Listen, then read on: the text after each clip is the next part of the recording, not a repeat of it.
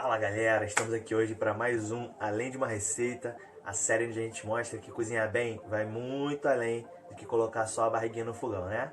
E o episódio de hoje a gente vai estar falando sobre o risoto que a gente fez semana passada, de abóbora com cerveja, que a gente fez numa panela só, e a gente já vai chegar nesse detalhe aí, porque eu falei que ele é de uma panela só. Risoto é um prato da culinária italiana feito de arroz, ele data de 1300, lá vai bolinha, quando os árabes, que na época dominavam a Sicília, levaram o arroz para o que hoje a gente entende como Itália. E aí, normalmente, a gente entende o risoto como aquele prato feito de arroz arbóreo, né? E aí é interessante a gente falar por que a escolha do arroz arbóreo, né? E aí, quais são os tipos de arroz e como é que a gente pode entender o que pode ser usado ou não aí nessa receita. E a realidade é que dá para você usar qualquer tipo de arroz. O importante é a gente entender que quanto mais curto for o grão, maior vai ser o teor de amido apresentado nele. E esse amido vai apresentar duas moléculas que vão ser muito importantes para a definição do resultado que a gente quer final do arroz, que é a amilose e a amilopectina. E aí, de forma geral, os tipos de arroz com maior proporção de amilopectina para a amilose vão apresentar uma facilidade maior de amolecer e de deixar o caldo um pouquinho mais grosso, deixar aquela fluidez, aquela textura que a gente quer no risoto. E aí, quais são os tipos de arroz mais conhecidos para fazer o risoto? A gente tem o arbóreo, que tem esse nome não é porque ele vem de árvore, não, é porque ele vem de uma cidade chamada Arbóreo, no norte da Itália. Hoje, na verdade, ele é produzido em vários lugares do mundo, mas a origem veio do nome da cidade. E ele é o exemplo de um arroz que tem bastante amilopectina e quase nada de amilose. Então ele dá uma engrossada muito boa, mas ele, para perder o ponto, é um pulo. E aí, em contrapartida, a gente tem o carnaroli, que tem um teor alto dessas duas moléculas e que acaba dando uma engrossada no molho e mantendo aquele ponto al dente que a gente vai falar já já por mais tempo. Mas a gente também tem o arroz bomba, por exemplo, que é utilizado lá na Espanha para fazer a paella. E a gente também tem o mini arroz, né, que está sendo bem utilizado aqui no Brasil. Fora outros milhares de tipos de arroz que infelizmente não chegam aqui. Mas nada impede também que você use os grãos mais longos para fazer sim. Como por exemplo a agulhinha, né? O que é importante a gente saber é que aquela cremosidade que a gente tem no molho, ela vem muito do amido que está por fora do arroz. Então, se a gente conseguir, por exemplo, extrair esse amido antes, a gente consegue resultados incríveis. Por exemplo, aquela água que você lava o arroz e fica esbranquiçada, se você fizer isso antes de utilizar essa água, ou fizer com um caldo, por exemplo, para poder ir jogando, você consegue fazer um arroz de risoto agulhinha numa boa. E aí, por isso que é importante, a gente não pode lavar o arroz, a gente não pode jogar esse amido fora, senão a gente vai perder toda essa cremosidade. A não ser que você queira fazer um arroz disso, um arroz daquilo, que você quer um resultado mais soltinho, aí beleza, se não, guarde o amido. E aí, por que eu usei a cerveja, né? Tradicionalmente se utiliza o vinho branco, mas eu tenho notado que alguns de vocês me perguntam quando eu faço alguma receita com vinho branco se existe algum substituto ou outro. Basicamente, o vinho branco ele é colocado na receita para trazer uma acidez. Então, se você coloca um outro elemento de acidez, como por exemplo eu fiz com a cerveja, com uma cerveja que apresenta um teor de acidez bacana para essa receita, você vai conseguir um resultado bacana. Mas você pode utilizar, por exemplo, eu faço um risoto de beterraba que eu coloco vinagre balsâmico, que combina com o risoto e reforça a cor que eu quero chegar nele.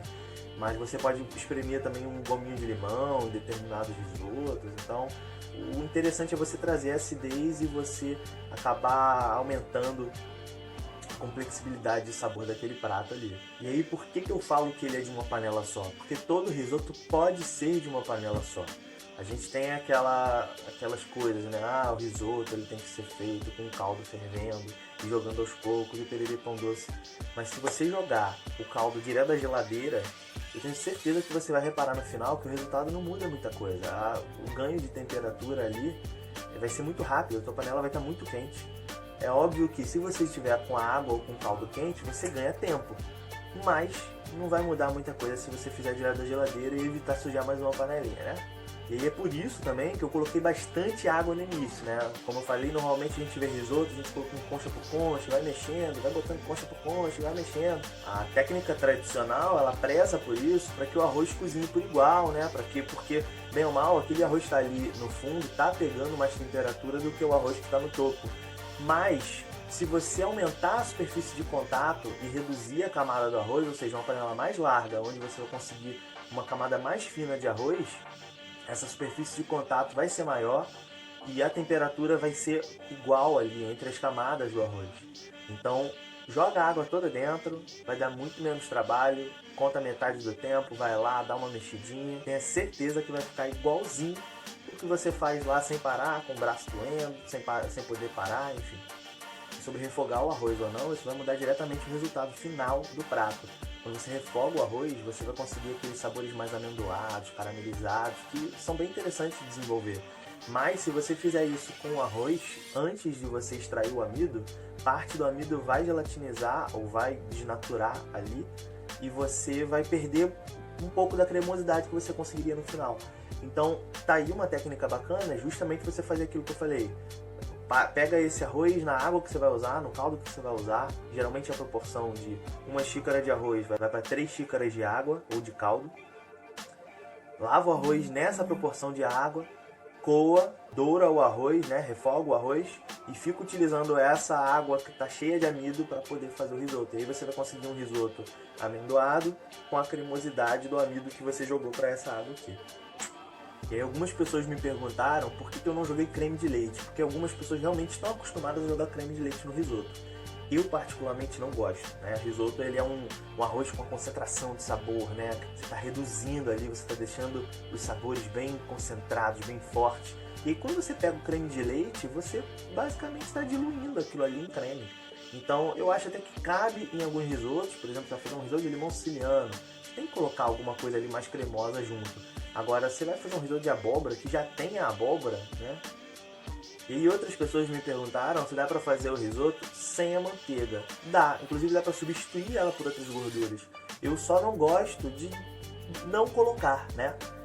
O exemplo que eu dei do risoto de beterraba, eu finalizo ele com azeite extra virgem no lugar de manteiga, porque eu acho que casa melhor, né? Alguns outros risotos, por exemplo, você pode finalizar com gordura de coco, você pode fazer com banho-no-azete, você pode finalizar com a gordura que você quiser. Mas não deixa de usar a gordura, porque a gordura vai entrar naquele líquido ali e ela vai fazer uma emulsão, né? Basicamente aquele líquido ele tá com uma tensão bem definida, né? Porque tem muito amido naquela água, então ela tá com uma tensão bem forte e ele vai conseguir aprisionar as bolinhas de gordura e vai criar uma cremosidade ali muito boa. A gordura é muito importante para isso, vai dar uma finalização perfeita. E a temperatura você não se preocupa, se você botar ela fria, se você botar ela quente, qualquer coisa, vai dar no meio. Tá pelando de quente. Você colocar ela fria ali, você só vai dar um choque de temperatura, mas ela vai juntar a temperatura da panela. Então, e aí vocês perceberam que eu desligo o fogo com o arroz com um pontinho branco ainda no meio, né? Que a real é que aquele arroz ali ainda tá quente pra caramba. Então até você botar manteiga, botar o queijo, misturar, servir, aquilo ali ainda tá cozinhando, né? Então para você servir o arroz al dente, como chamam os italianos, que é o arroz no ponto, ele tem uma determinada resistência à mordida, mas ele não tá cru, né? Você não sente aquela areiazinha.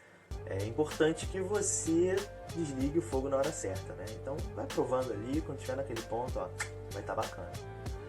E o ponto de serviço do risoto é o que eles chamam também de alonga, né? Quando você coloca o risoto no prato, ele tem uma certa fluidez, né? Ele não é uma sopa, mas ele vai caindo devagarzinho. E você pode controlar esse ponto com mais água, né? Nada mais. O risoto, se ele engrossar, nada mais é do que ele está perdendo água ali em forma de vapor. Então, no finalzinho, sentiu que ele está muito duro, pinga mais um pouquinho de água, dá uma mexidinha ali e serve naquele ponto ideal. E sim, gente, a abóbora foi crua. A abóbora foi crua porque esse risoto cozinhou uns 13 minutos, 15 minutos. E aí, como eu faço para ela conseguir ficar cozida durante esse tempo? Você reparou, ela tá bem ralada, ela parece ter um purê no vídeo. Eu peguei aquela parte do ralador que você geralmente arranca a ponta do dedo ali, aquela que parece uma imagem. E aí eu ralei ela bem fininha, bem pequenininha. O que está acontecendo aí, né? Eu estou reduzindo a superfície de contato. Então quanto menor o tamanho do alimento, mais fácil vai ser da temperatura chegar lá no centro dele e cozinhar, né? No caso dos vegetais, passou aí de 85 graus Celsius, já está começando ali a quebrar aquelas paredes celulares e tal. Fora que, na hora que eu ralei, muito ali já aconteceu, né? Muitas paredes já se romperam, então já teve um processo físico ali antes do químico. Isso vai facilitar muito que ele cozinhe termine bem cremoso, com a textura de purê e se incorpore ao risoto, fica bem bacana. Algumas pessoas também perguntaram por que eu coloquei o bouquet garni ali, né? Vocês repararam que eu não fiz caldo, né? Ele estava ali só com água, então o bouquet garni foi nada mais para aromatizar aquele risoto. Eu não queria picar nada, eu queria mostrar a praticidade, mas normalmente eu pegaria metade daquele bouquet garni ali, ou menos, ficaria bem fininho e colocaria no risoto. A não ser que sejam coisas que você não vá querer comer ali dentro, né? Por exemplo, folha de salsão, folha de louro, você pode botar inteiro e tirar depois. E aí, sobre a finalização que eu fiz no meu prato, que eu não falei muito, vou falar de uma forma rápida aqui.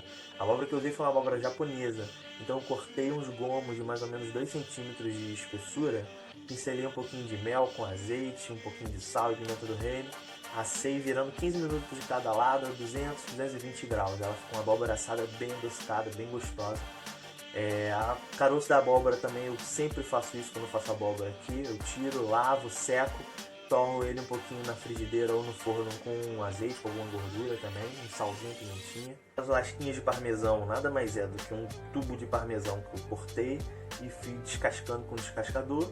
E a salsinha que eu passo no azeite, boto num pratinho um filme PVC esticado e vai indo de meio minuto no micro-ondas até ela ficar bem durinha, bem sequinha. É uma finalização muito bonita aí dos seus pratos.